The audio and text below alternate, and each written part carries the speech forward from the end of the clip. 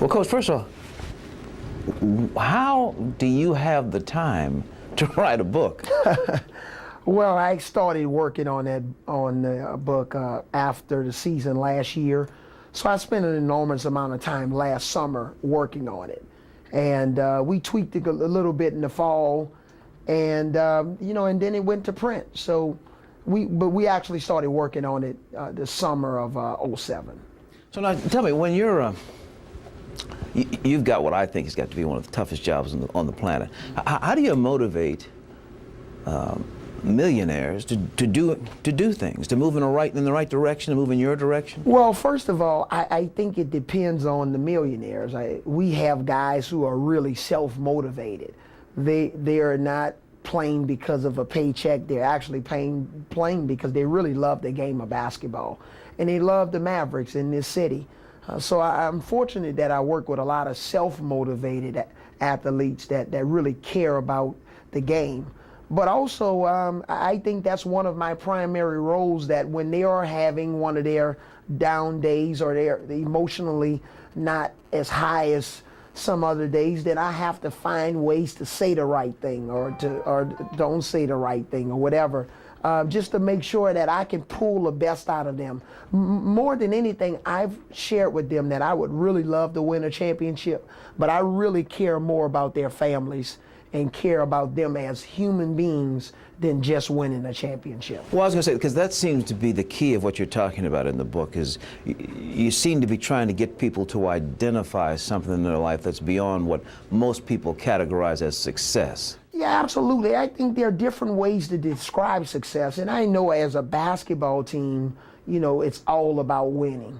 But I think it's also about winning in life. How good fathers are these young men to their children, or husbands to their wives, or what kind of men are they in terms of how they help out in this community. I love what Josh Howard is doing in starting this foundation and helping in the community, and what Jet Terry does with three-point baskets and how he gives money to the community based on how many threes he makes, and so forth and so on. What Dirk's doing in the community, what our whole organization with the Maverick Foundation is doing in the community. So I think success is determined in a lot of different ways. And yes, we want to win games, but also I think it's what type of men we've developed.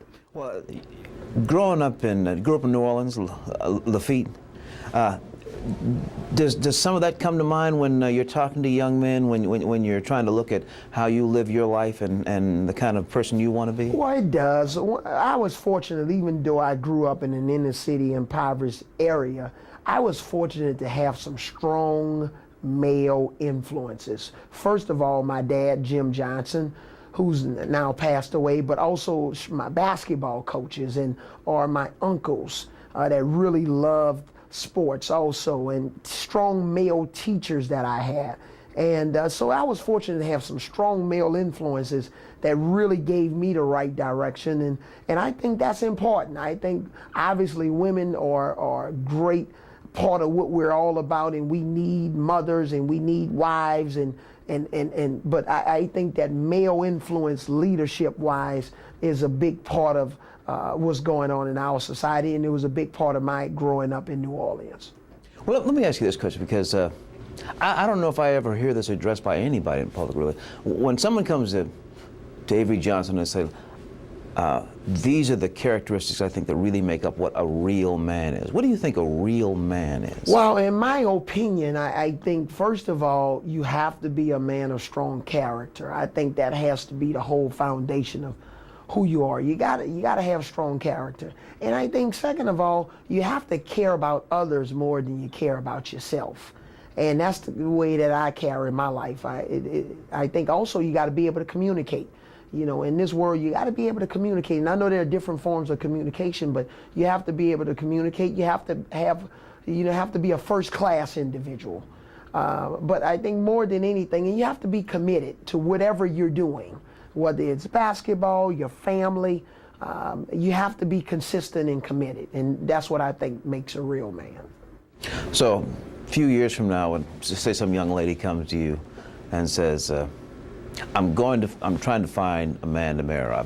I've found this man that I'm interested in. What are the things that you're going to look at and say, well, these are the things you need to take a look at? Yeah, and he may be making good money. Yeah, he may be doing this or that, but these are the things that are really important. Well, that was one of the first things I was going to say. Hopefully he has a job, all right, and hopefully a good one. But hopefully he's a spiritual man. I believe in the spiritual side. I believe in the whole person, the spiritual side. I believe in the academic side. It's good if he has some form of education or higher level education if possible. And also I believe in the physical side.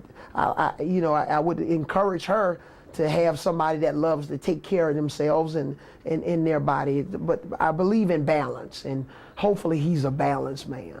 Final question.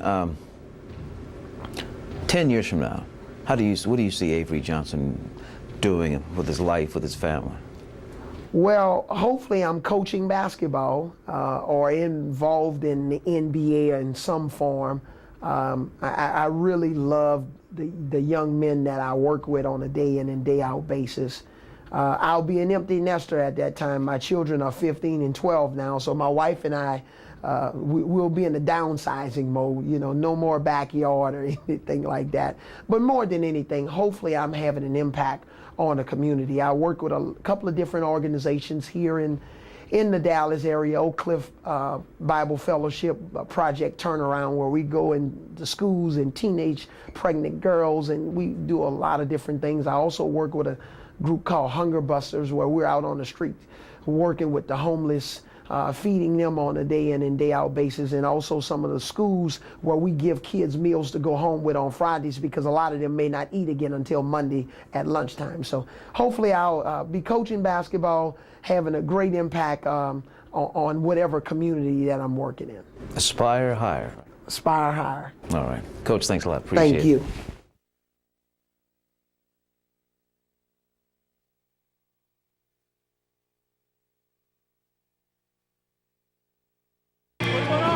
How are you? How are you? What's your name? Dale. Dale? Dale. Where are you from? You from South Lake or something? You got a weird accent. Yeah, very south. Down under.